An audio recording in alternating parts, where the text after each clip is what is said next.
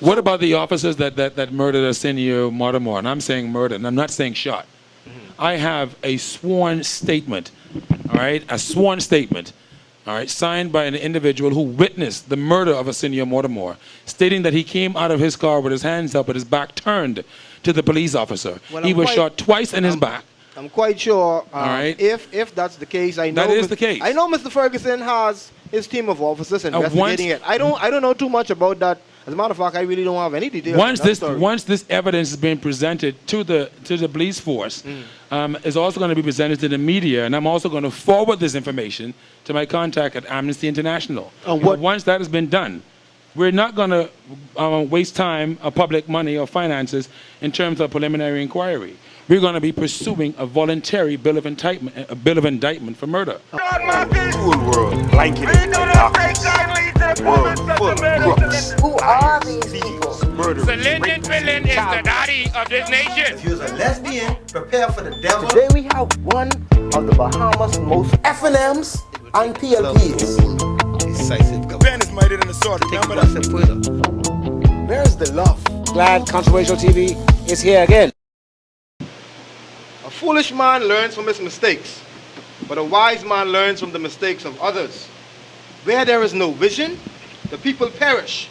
The chain is only as strong as its weakest link. If the foundation is weak, the house will fall. Where are our visionaries? Where are our real leaders? When will our government, F&M and PLPs stop playing Dolly House?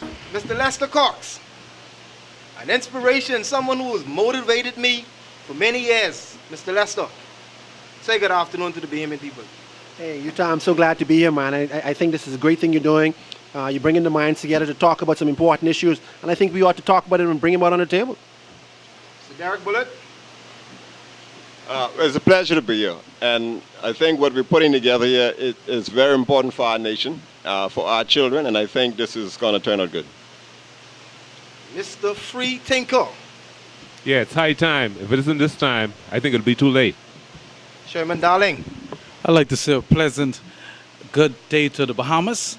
And this is the perfect opportunity to be able to express concerns about the country itself. You know, I thank Mr. Utah Taylor down there. He's doing a magnificent job. And I hope that this program could make some type of quick response in the nation. Mr. the notorious Sidney Strachan.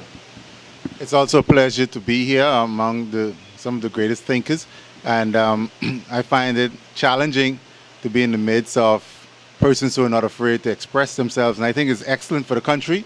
And it's something that our leaders should take note of and be willing to open up forums like this for all the other great minds in this country. Thank you, Utah. Mr. Malcolm X. Omar Archer. Well, I'm just an advocate for equal rights and justice, regardless of who you are, once you're a Bahamian citizen. And I'm also a firm believer in the fact that in the service of life, sacrifice truly becomes grace.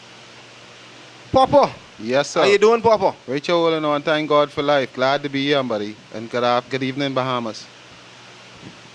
Mr. Barney Bannister. Yeah, pleasure. It's pleasure being here on your show, Mr. Utah Taylor. Thank you very much for inviting me on the show. Some great minds are here, Mr. Sidney Thompson and everybody. Good people. And the granddaddy himself, Mr. Sidney. You hear white, so I can call you the granddaddy. Okay.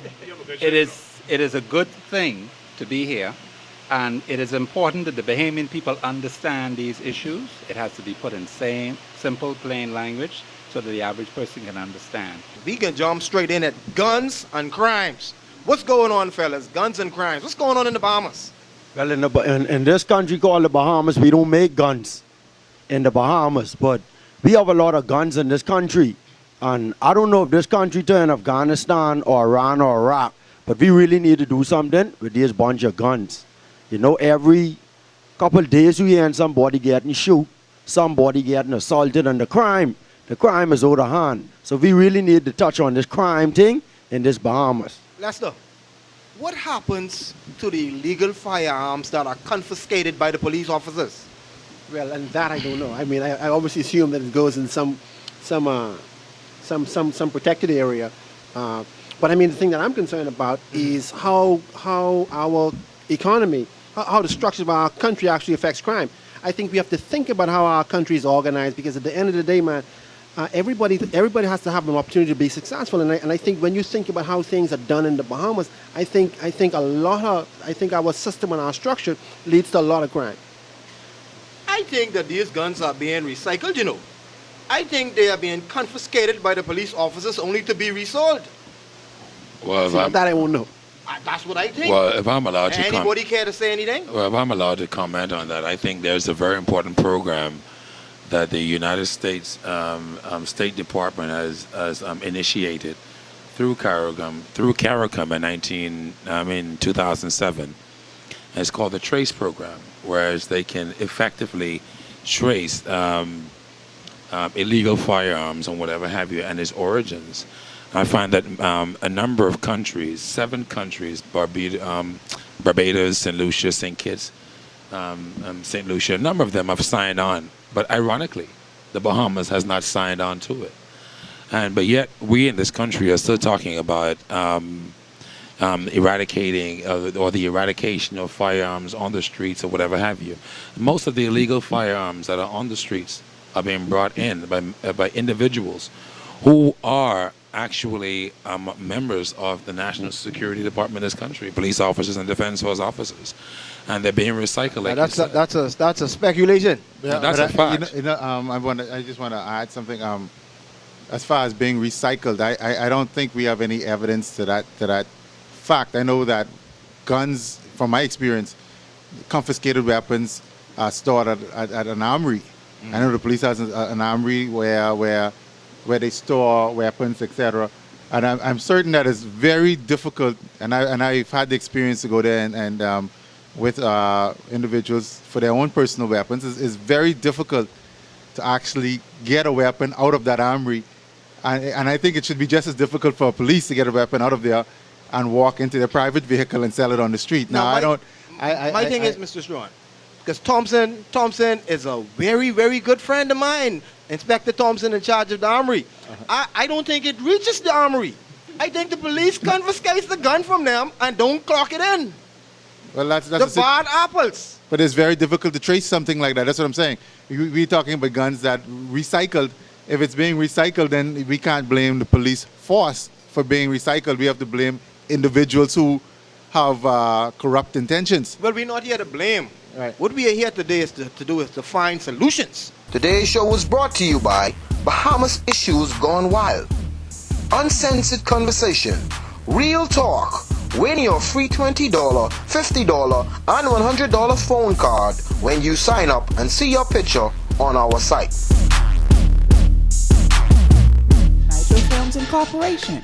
Breaking sound barriers faster than the eyes can see. Quick Kicks. Love yourself. And the Tattoo King, the home of the world's famous Anna Nicole tattoos. I can tell you from a personal experience of being on the streets for so many years before I totally changed my life. I can recall there was an individual that came to a friend of mine who used to live in Camp Road. And the individual that came to him was a police officer. And he had a problem with another police officer. And you know what that police officer did? I read about the other police officer the following Thursday in the obituary in the Tribune. Oh, boy. And I think it is important to understand that there are a number of officers in this country. We can't bear in mind or think that they are immune from the behavior of their societies. Well, where they are products of their own communities. Mm-hmm. And they come out of these very communities that they're fighting against publicly. Mm-hmm. So I think we need to understand that point also. Where there's good, there's bad. You know, so we know that they have some bad apples on the police force, but I must give thumbs up.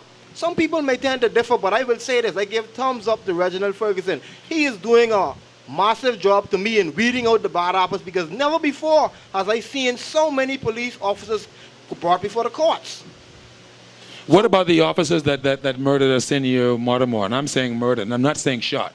Mm-hmm. I have a sworn statement, all right, a sworn statement, all right, signed by an individual who witnessed the murder of Arsenio Mortimer, stating that he came out of his car with his hands up but his back turned to the police officer. Well, he was shot twice in his back.